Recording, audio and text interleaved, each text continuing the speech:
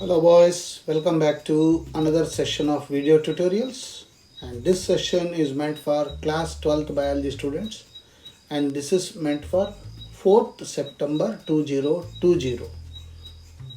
If you recollect from your memory, we have been discussing about recombinant DNA technology or DNA technology, and in this we were talking about the plasmids, and as I said, plasmids are extra chromosomal DNA molecules. They are small, circular, and have an ability to replicate autonomously. Replication of plasmid is not under the control of chromosomal DNA. They are mostly found in, as I said, bacteria. Some of the eukaryotes like yeast and plants also contain plasmids, and their ability to replicate independently makes plasmid a cloning vector in the recombinant DNA technology for transferring and manipulating genes. So the very purpose is manipulation of the genes. And many antibiotic resistant genes in bacteria are present in plasmids. The size of the plasmid varies from few base pairs to thousands of base pairs. Plasmids also get transferred from one bacterial cell to another bacterial cell by a process of conjugation, as all of you know. Plasmids carrying a specific gene, which is a gene of interest, are introduced into bacterial cells that multiply rapidly, and the required DNA fragments or gene of interest is produced in large quantities. That is the aim. So plasmids are used to prepare a recombinant DNA with the desired gene to transfer genes from one organism to another organism. And this is what basically we call it genetic engineering. So this Joshua Ledenberg is credited of coining the term plasmid. And plasmids are, as I said, extra chromosomal, not essential, but not necessarily present in every organism of the species. Plasmids are not part of a genome, and the same plasmid can exist in different species and gets transferred from one another. Plasmids have their own origin of replication. So what are the features required to facilitate cloning into vectors? First one is ORI, origin of replication. Second, selectable marker. Third, cloning sites. Fourth, vectors for cloning genes in plants and animals. So basically, plasmids have their own ORI and they replicate along with the cell so that each daughter cell possesses a copy of the plasmid also. Apart from the origin of replication, often it contains genes for antibiotic resistance, for the production of toxins and other useful genes that may be required for survival of the cells. What is a plasmid vector? Plasmids and bacteriophages are frequently used as a cloning vector. So plasmids and bacteriophages are frequently used as a cloning vector in the DNA recombinant technology. The ease with which plasmids can be modified, replicated, makes it a great tool in genetic engineering as well as biotechnology. So for genetic engineering purposes, plasmids are artificially prepared in the lab. The lab grown plasmids, which are used as vectors, contain an origin of replication, as you said, cloning site, selectable markers, and vectors for cloning genes in both plants and animals. So basically, what is ORI, origin of replication? It is the sequence on DNA where replication starts or initiates. So initiation of replication starts at a point in DNA, and that point is called ORI. And alien DNA, new DNA, when it is linked to it, replicate within host cell. It regulates, controls copy number of the linked DNA or alien DNA or target DNA. If multiple copies of target DNA are required, then target DNA be cloned in a vector whose origin of replication supports high number. So basically, when we say ORI, origin of replication, it is the DNA sequences where initiation of replication starts. And selectable marker for selecting bacteria containing desired plasmid. What is the desired plasmid?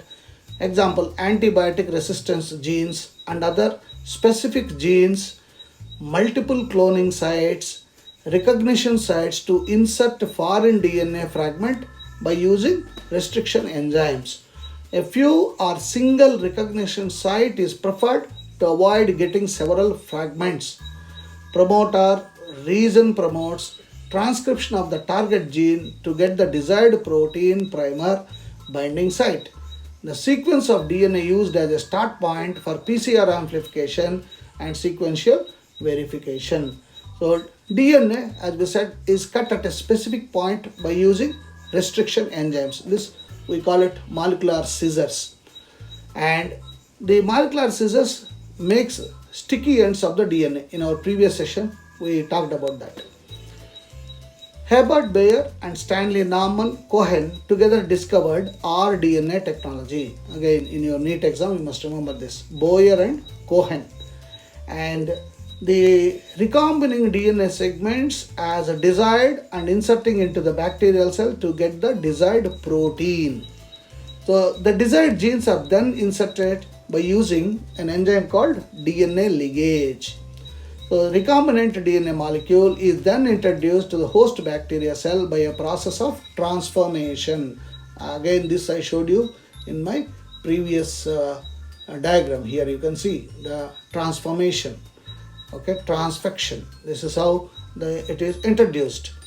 And the recombinant plasmid then multiplies using host DNA polymerase. The first plasmid used as a cloning vector was PSC101 of Salmonella typhi.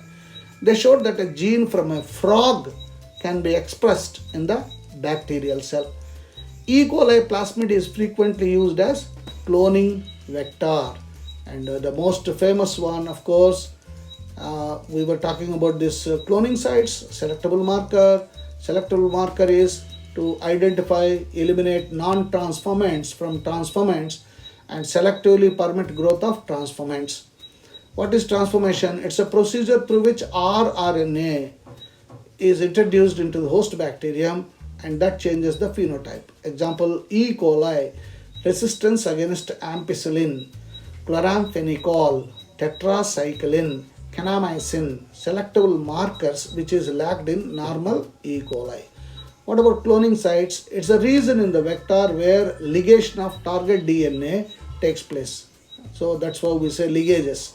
And it's created by commonly used specific restriction enzyme at the recognition sites or restriction sites within a vector where ligation of alien DNA takes place.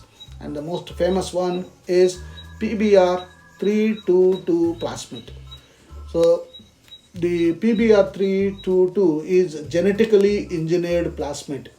It is widely used E. coli cloning vectors. And you can see the structure. I will show you in a minute. There is ampicillin resistant gene, AMPR gene, which encodes for ampicillin resistance protein. And then TATR means tetracycline resistant gene. Of course, all of you know ampicillin is an antibiotic, tetracycline is also an antibiotic. So it is the gene that resists the tetracycline. And this has restriction sites for different endonucleases like BOMH1, SAL1, HIND1, CLA1, EcoR1, PU1, PU2, PST1, all this. Presence of more than one recognition site with the vector will complicate gene cloning.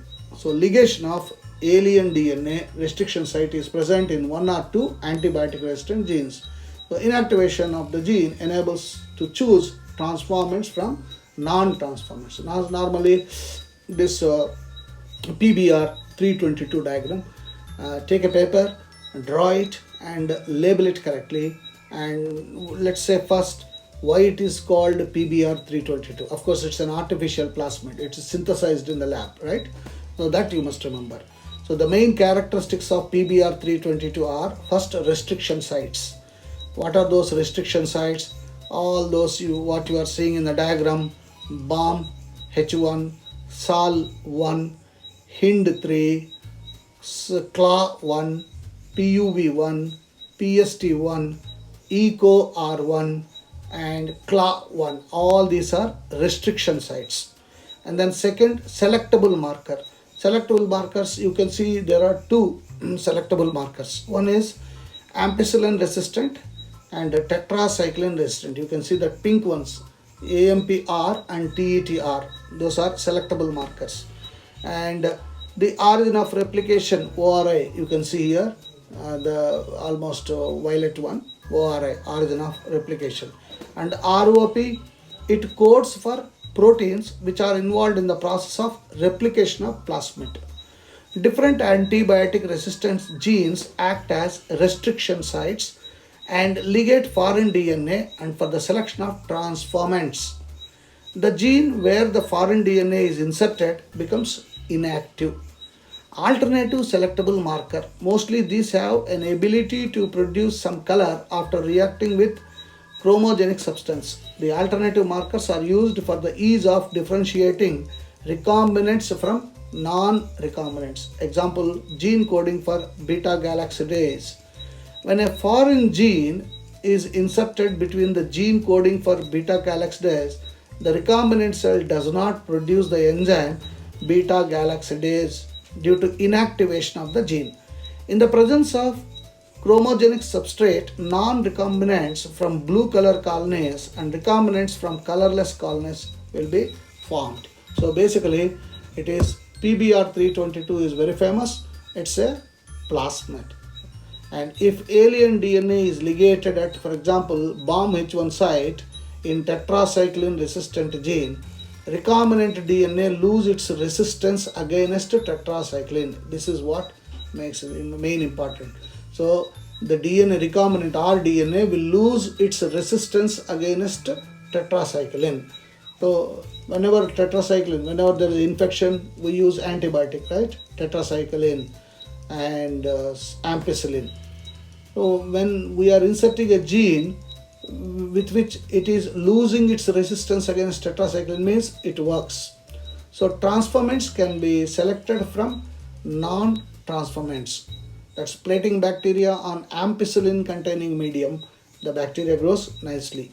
So transformants growing in ampicillin transferred to tetracycline medium, and transformants cannot grow and non-recombinants grow due to gene gets inactivated insertion.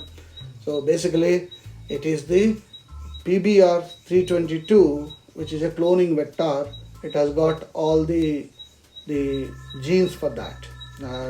Basically two, ampicillin resistance and tetracycline resistance. And now we further go. Selection of recombinants due to inactivation of antibiotic. It's a very cumbersome process, tiring process due to simultaneous plating on two different antibiotics. Alternative selectable markers developed differentiates to produce color in the presence of chromogenic substance. Just now I said blue color. Recombinant DNA sequence is inserted with the coding sequence of enzyme beta-galactidase. Inactivation of enzyme, insertional inactivation.